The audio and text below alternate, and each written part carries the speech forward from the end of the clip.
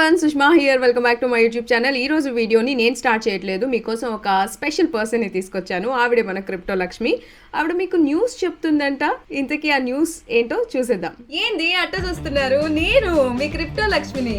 మా అమ్మాయి చెప్పిందిగా ముంబై పిల్ల. నేను కూడా క్రిప్టో కరెన్సీ న్యూస్ ని ఫాలో అవుతున్నా. మీకు కొన్ని న్యూస్ చెప్దామని చెప్పి ఈ రోజు మీ ముందుకి ఇలా వచ్చాను.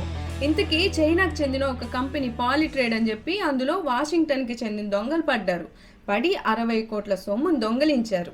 అదేనయ్యా మీ భాషలో హ్యాకింగ్ అంటారుగా, అది చేశారంట. అప్పుడు స్లో మిస్ట్ అని చెప్పి ఒక కంపెనీ ఉంది, అది క్రిప్టో సెక్యూరిటీ కంపెనీ.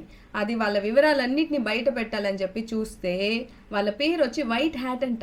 ఆ కంపెనీకి చెందిన వాళ్ళే హ్యాకింగ్ చేసి 60 కోట్లు తీసుకొని 30 కోట్లు అనేది ఇచ్చారు. ఇంకా మిగతా 30 కోట్లు ఏం చేయాలో తెలియట్లేదు. ఇంతకు ముందు కూడా వాళ్ళు ఇట్లాగే చేసి డబ్బంతా మళ్ళీ ఇచ్చేస్తున్నారంట. ఇదేమి హ్యాకింగో ఏమో మరి. ఇంతకీ ఇండియాలో క్రిప్టో కరెన్సీ పరిస్థితి ఏంటి? బ్యాన్ చేస్తున్నారా, అసెట్ క్లాస్ కింద పెడుతున్నారా అని పెద్ద చర్చ నడుస్తుంది.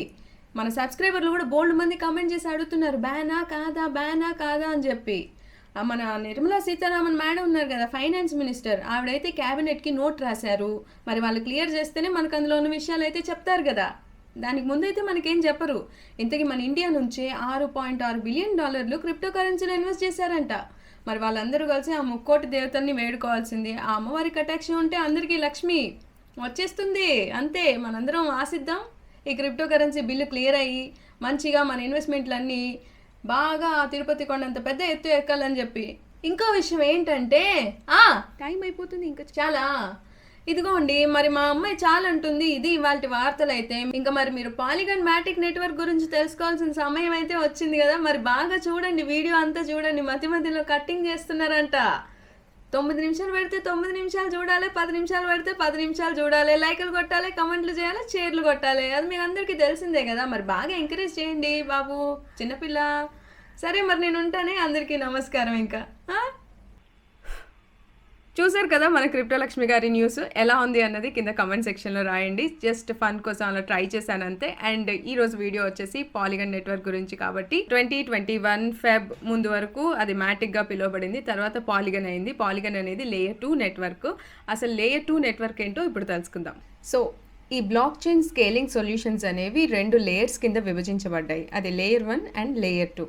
సో లేయర్ 1లో ఏం జరుగుతుంది అంటే, లేయర్ 1 అనేది నావెల్ కన్సెన్సస్ అల్గరిథం. కన్సెన్సస్ అంటే గ్రూప్ ఆఫ్ పీపుల్ మధ్య జరిగేటువంటి అగ్రిమెంట్ని కన్సెన్సస్ అంటారు, అల్గరిథం. అండ్ అంతేకాకుండా బ్లాక్ లిమిట్లని ఇంక్రీజ్ చేయడానికి అండ్ స్కేలింగ్ క్యాపబిలిటీస్ని పెంచడానికి లేయర్ 1 అనేది ఉపయోగపడుతుంది.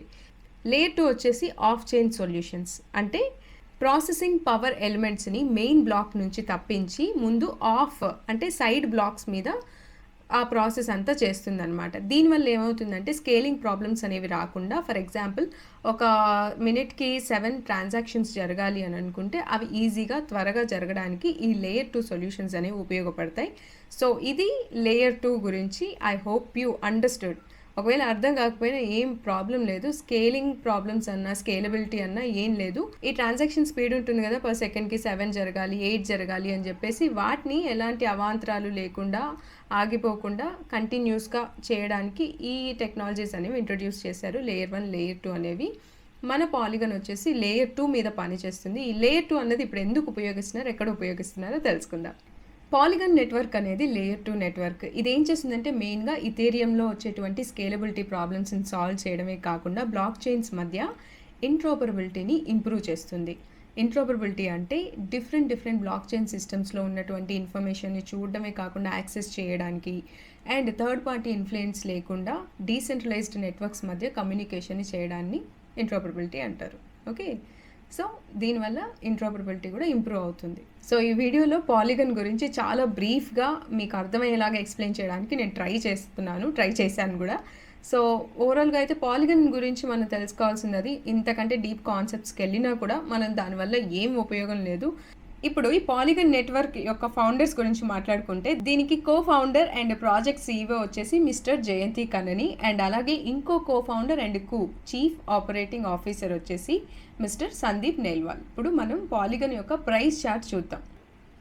పాలిగన్ ప్రైస్ చార్ట్ చూసినట్లయితే మనకి 1 or 2 రూపీస్కి అవైలబుల్ ఉంది. అండ్ May 18న 200+ కి టచ్ అయిందనమాట ఈ పాలిగన్ అనేది. ఓవరాల్‌గా దీని బ్యాక్‌గ్రౌండ్ విన్న తర్వాత ఇది మన ఇండియన్స్‌దే అండ్ దీని ఇథెరియం స్కేలింగ్ ప్రాబ్లమ్స్ గురించి ఇది పనిచేస్తుందని మనం తెలుసుకున్నాం.